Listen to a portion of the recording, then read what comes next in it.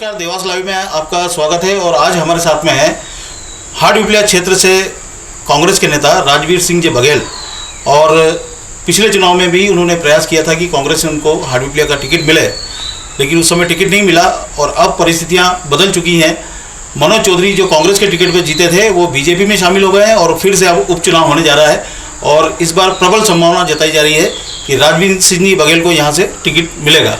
तो आज हम उनसे बात करने के लिए आए हैं कि राजनीतिक परिदृश्य क्या होगा और इस पर चर्चा करने के लिए हम आए हैं। नितिन जी, राजू भैया ये बताएं कि जो हाटपिपलिया विधानसभा सीट रही है, परंपरागत रूप से आपके परिवार की सीट रही है, लगातार वहाँ से आपके पिताजी प्रत्याशी रहे हैं जी। अब जो हालात हैं, क्या परिदृश्य वहाँ रहने वाला है और क्या आपकी रणनीति होगी अब चुनाव मैदान में उतरने की? निश्चित तौर पे 7 चुनाव मेरे पिता ठाकुर राजन सिंह बघेल वहाँ से चुनाव लड़े हैं, जिसमें 3 बार वो विधायक रहे। और प्रत्येक गांव में प्रत्येक कार्यकर्ता से जीवित संपर्क हमारा इन 30-35 साल से पूरी विधानसभा में है। वर्तमान में जो स्थिति मनोज चौधरी जी के बीजेपी में जाने के बाद बनी है, उसमें सबसे प्रबल दावेदारी मेरे स्वयं की है।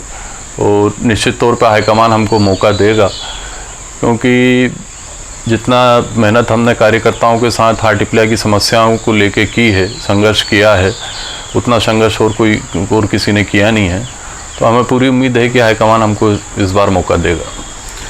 भैया, पिछली बार जैसे कांग्रेस वहाँ से जीती, ये सीट भाजपा लगातार जीत रही थी, दीपक जोशी जी जीत रहे थे और कांग्रेस वहाँ से जीती। और उसके बाद में जीते हुए कैंडिडेट का एक तरह से बीजेपी में जाना, ये इस पर आपको कैसा लगा? इस पर मेरी प्रतिक्रिया क्या, पूरे क्षेत्र की, पूरे प्रदेश की प्रतिक्रियाएं आ रही हैं कि एक गद्दार के तरह परिभाषित इन लोगों को, 22 लोगों को लोग कर रहे हैं जी। और स्वाभाविक है कि जिस पार्टी ने एक पंच भी वो नहीं थे, उनको सीधा विधायक बनाया, उसी पार्टी से उन लोगों ने गद्दारी की है। तो स्वाभाविक है सभी लोगों में, सभी कार्यकर्ताओं में, आम जनताओं में इसका आक्रोश है जी। लेकिन आपके लिए तो एक मौका हुआ, ये उपचुनाव आ गया। ये जरूर मौका मेरे लिए ज़रूर है, पर पार्टी के लिए बड़ा दुर्भाग्यपूर्ण रहा और पूरी सरकार इन 22 लोगों के कारण गिरी। इसलिए तो मैं इसे एक दुर्भाग्यपूर्ण घटना ही बताऊंगा। हाटपिपलिया विधानसभा का जो परिदृश्य है या पूरा सिनेरियो है, वो कहीं ना कहीं जातिगत समीकरण वहाँ पर ज़्यादा हावी रहते हैं। पिछला चुनाव भी जो हुआ उसमें जातिगत चीज़ें ज़्यादा उभर के आई, खाती वर्सेस राजपूत समाज या सेंधव समाज। तो आप इन सब जातिगत समीकरणों को किस ढंग से आंकते हैं? नहीं, ये केवल एक अफवाह भर मात्र है। जातिगत वहाँ से राजपूत समाज ने भी प्रतिनिधित्व किया, सेंधव समाज ने भी प्रतिनिधित्व किया, खाती समाज ने भी प्रतिनिधित्व किया, सभी समाज के लोगों ने प्रतिनिधित्व किया। ऐसी जातिगत भावना ऐसी कुछ नहीं है। सभी लोग बराबरी से, सामाजिक दृष्टि से राजपूत भी 15,000 हैं, खाती समाज भी 20,000 हैं, सभी की संख्या करीब करीब बराबर है। पाटीदार समाज है, सेंधव समाज है। तो ऐसा जातिगत कोई असमंजस वाली स्थिति वहाँ पे है नहीं। और निश्चित तौर पे पूरे क्षेत्र में कांग्रेस की लहर है और कांग्रेस वहाँ से अच्छे वोटों से विजय होगी। जातिगत अगर आप नकारते हैं कि जातिगत कोई वहाँ पर इक्वेशन नहीं है, लेकिन इसके अलावा एक जो राजनीतिक तौर पे वहाँ पे गुटबाजी की जो चीज़ें उभर के समय समय पे सामने आती रही, उन सब चीज़ों से आप कैसे पार पाएंगे?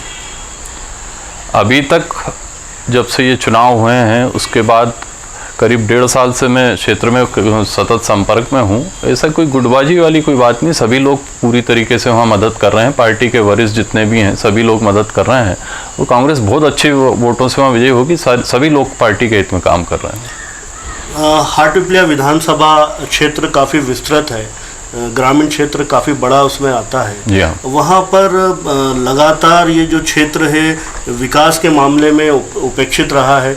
वहाँ पे कई सारे ऐसे मुद्दे हैं, कई सारी ऐसी आवश्यकताएं हैं जो आज तक भी वो काम नहीं हो पाए हैं। तो आप वहाँ जा रहे हैं, क्या प्राथमिकताएं लेके जा रहे हैं? जी हाँ, वहाँ काफ़ी बहुत सारी मूलभूत सुविधाएँ हैं जो ग्रामीण एरिया होने के कारण हाटपिपलिया विधानसभा क्षेत्र को अभी तक हाटपिपलिया क्षेत्र उससे वंचित है। और निश्चित तौर पे चुनाव में भी प्रमुख मुद्दा हमारा यही रहेगा कि उन समस्याओं का निपटारा हम कर सकें, उन्हीं समस्याओं को कैसे सुधारा जाए, ये चीज़ लेके हम क्षेत्र में जाएंगे। जी भैया, भाजपा में भी कई गुट हो रहे हैं इस समय। कई भाजपा नेता महल में मिलने भी गए थे, वहाँ के विधायक से भी मिलने गए थे और उन्होंने ये कहा कि हमको तवज्जो देना चाहिए, सिर्फ दीपक जोशी को ही तवज्जो क्यों दे रही भाजपा। तो इस पर आप क्या कहेंगे? वहाँ तो पूरी बिल्कुल गुटी गुट हो रहा है। मैं तो अपनी पार्टी की बोल सकता हूँ, भाजपा की आप भाजपा वालों से पूछें, ज़्यादा बेहतर होगा। नहीं वो ठीक है, लेकिन आपको क्या लगता है, आपके लिए तो बहुत अच्छा मौका हुआ एक तरह से।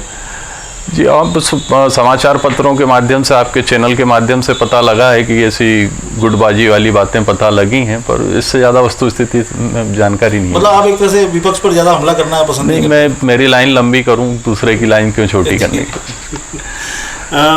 कांग्रेस में इस बार जो चीज़ें उठ के आ रही हैं, जो बातें उठ के आ रही हैं कि कांग्रेस इस बार चेहरा देखकर या गुट देखकर टिकट नहीं देगी, अपने सर्वे के आधार पर टिकट देगी। तो आप कितने आश्वस्त हैं कि कांग्रेस पार्टी आप पे भरोसा जताएगी? जी हाँ, ये सत्य है। सर्वे के आधार पर ही कांग्रेस पार्टी में टिकट दिए जाएंगे और मुझे उम्मीद है पूरी, क्योंकि 35 साल से सीधा संबंध पूरी विधानसभा क्षेत्र के प्रत्येक गांव से और प्रत्येक कार्यकर्ताओं से मेरा और मेरे परिवार का रहा है। और दूसरा, ऐसा कोई व्यक्ति मुझे नज़र नहीं आता कि जो सतत इतना पूरा संपर्क में पूरे क्षेत्र में हो जी। इसलिए मुझे उम्मीद है कि सर्वे में हमारा नाम आएगा। अच्छा भैया, कांग्रेस से और भी कई नेता हैं जो वहाँ से लड़ने की बात कर रहे हैं आपके, तो उनसे मतलब आप कैसे अपने आप को बताएंगे कि मैं उनसे ज़्यादा परिष्कृत हूँ और ज़्यादा बेहतर मैं उनसे परफॉर्मेंस कर सकता हूँ? ये तो सर्वे बताएगा ना, मैं नहीं बताऊंगा, सर्वे बताएगा। और टिकट मांगने का सबको अधिकार है, सब अपने अपने स्तर पे टिकट मांग रहे हैं और जब पार्टी से टिकट फाइनल हो जाएगा, जिसका भी फाइनल होगा, सब एकजुट होकर पार्टी को जिताने के लिए उसका काम करेंगे। अच्छा, पिछले दिनों आप एक ग्रामीण क्षेत्र में गए थे और एक बच्चे ने बड़ी अच्छी कविता आपके लिए गई थी। जी जी, बड़ा वायरल हुआ वो वीडियो। और जी हाँ, तो क्या मतलब पहले से बना हुआ था सिस्टम की क्या था वो? नहीं, वो सरस्वती शिशु मंदिर में अध्ययनरत है बच्चा, तो और उसने खुद ने वो सभा में आके बैठा और पहले उसने नाम बताया, नाम भी उसका राजवीर सिंह है, फिर बोला मेरे पिता का नाम भी राजेंद्र सिंह है, तो आपसे मिलना चाहता था, फिर उसने बोला कि मैं भाषण देना चाहता हूँ, भाषण दो। फिर वो खुद ही उतनी तैयारी करके आया था और काफ़ी अच्छे से उसने भाषण दिया वहाँ पर। जैसे कांग्रेस अभी सरकार गिरी है, कमलनाथ जी की सरकार को जो है गिरा दिया, 22 लोग वापस चले गए। ऐसे में माना ये जाता है कि जिसकी सरकार होती है प्रदेश में उसको वेटेज कुछ ज़्यादा मिलता है या जीत के आसार उसके ज़्यादा हो जाते हैं। तो अब कांग्रेस को वहाँ की जनता ने एक बार जिता दिया, लेकिन वहाँ के कैंडिडेट ने जो है कांग्रेस पार्टी छोड़ दी और बीजेपी में शामिल हो गए, तो उसका नेगेटिव प्रभाव नहीं जाएगा? सही बात ये है भाई साहब कि 1.5 साल के अंदर कांग्रेस ने, कमलनाथ जी ने जो किसानों के लिए और आम जनता के लिए, मध्यम वर्गीय परिवार के लिए जो कदम उठाए थे, जो सुविधाएं कमलनाथ जी ने दी थी, उससे जनता में बड़ी खुशी थी, सीधा लाभ जनता तक पहुंच रहा था। और इन 22 लोगों के कारण अचानक सरकार गिर गई, बहुत सी चीज़ें अधूरी रह गई। ऋण माफ़ी योजना जिसमें 1 लाख रुपए तक का कर्जा लोगों को, किसानों का माफ़ हो पाया, आगे का पार्ट उसमें ब्रेक हो गया। इसी तरीके से बिजली बिल वाला मुद्दा है। तो ऐसी बहुत सारी सुविधाएं जो सीधे तौर पे जनता तक पहुंच रही थी, इन 22 लोगों के कारण सरकार गिर गई और उसमें अवरुद्ध हो गया, वो सारी योजनाएं अवरुद्ध हो गई। इस कारण जनता में डबल रोष इनके प्रति है कि इन्होंने पार्टी छोड़ी, सरकार गिरी और दूसरी पार्टी में शामिल हो गए। तो ये तो एक तरह से ऐसे ही लगा ना कि कांग्रेस ने जनता को धोखा दे दिया। अभी हाल फिलहाल में जो बातें चल रही हैं, बार बार उनकी रिकॉर्डिंग वायरल हो रही हैं, उसमें लोग उनसे पूछते हैं सवाल कि हमने तो आपको वोट दिया था। कांग्रेस ने धोखा नहीं दिया, ये उम्मीदवार ने धोखा दिया जो कांग्रेस के मैंडेट पे चुनाव लड़े। इतने समय बाद कांग्रेस को वोट दिया था और उनके उम्मीदवार ने जो है, अभी भी लोगों की मानसिकता कांग्रेस के साथ है, क्योंकि वचन पत्र में जितने बिंदु पे कांग्रेस ने वादे किए थे उसमें से अधिकतर वादे कांग्रेस पूरा कर चुकी थी और उसका परिणाम जनता को मिलने लगा था। इसलिए कांग्रेस के प्रति ऐसी भावना जनता में नहीं है कि कांग्रेस ने धोखा किया।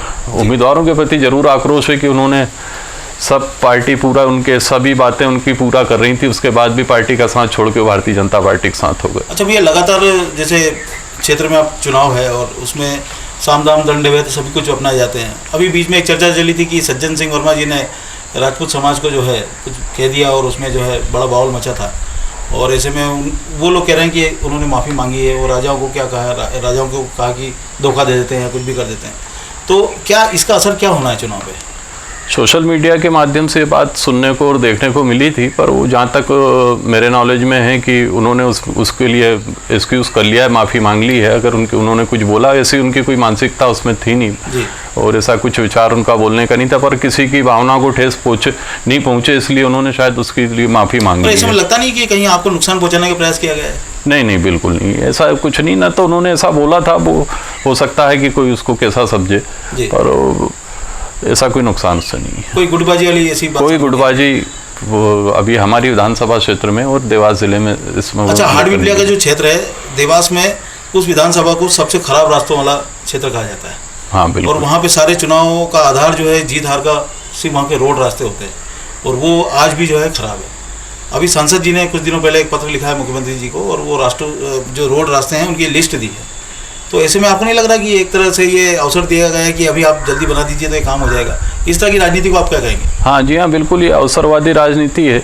पहले भी भारतीय जनता पार्टी का शासन 10 साल से वहाँ रहे हैं। वो सी रोडें जिसकी लिस्ट अभी सांसद महोदय ने दी, उसको वो पहले भी दे सकते थे, और ये सड़कें पहले भी बन सकती थी। चुनाव के पहले इनको बनाना एक तरीके से जनता को प्रलोभन देने जैसी बात है। तो अगर जनता, मान लीजिए पार्टी ने आपको टिकट दिया, जनता ने आपको चुना, हाँ। तो असल में प्राथमिकता, आपकी शुरुआती प्राथमिकता क्या होंगी? आप मतलब हाटपिपलिया को ये समझिए कि बिल्कुल विकास नहीं हुआ, तो आपकी प्राथमिकताएं शुरुआती क्या होंगी उसमें? हाटपिपलिया में मूल रूप से विधानसभा क्षेत्र में मूल रूप से 3-4 समस्याएं जटिल हैं। एक तो पेयजल की समस्या पूरे क्षेत्र में है। अधिकतर स्थानों पे, बड़ी जगहों पे पेयजल की समस्या बहुत है। प्रॉपर हाटपिपलिया में ही पिताजी जब विधायक थे उस समय पानी की टंकी वगैरह, फिल्टर प्लांट वगैरह नए बने थे, लेकिन आज की तारीख में सब जीर्ण शीर्ण अवस्था में है। उसको मेंटेन ही नगर पालिका नहीं रख पाई है। तो मेरी मूलभूत सुविधा दिलाने की सबसे पहली प्राथमिकता पेयजल और दूसरी सड़कें वहाँ की रहेंगी। तो ये थे राजवीर सिंह जी बघेल, जो दावा करते हैं टिकट का कांग्रेस के लिए, कांग्रेस से, हाटपिपलिया से। और अब उपचुनाव आ रहा है, देखने वाली बात होगी कि कांग्रेस इनको टिकट देती है, और टिकट देती है तो कितनी उससे ये जीतते हैं चुनाव, क्योंकि मनोज चौधरी कांग्रेस को छोड़ करके भाजपा में जा चुके हैं। अब फिर से राजवीर सिंह बघेल जी के लिए मौका है एक बार फिर से चुनाव जीतने के लिए। देवास लाइव के लिए सौरभ सचान।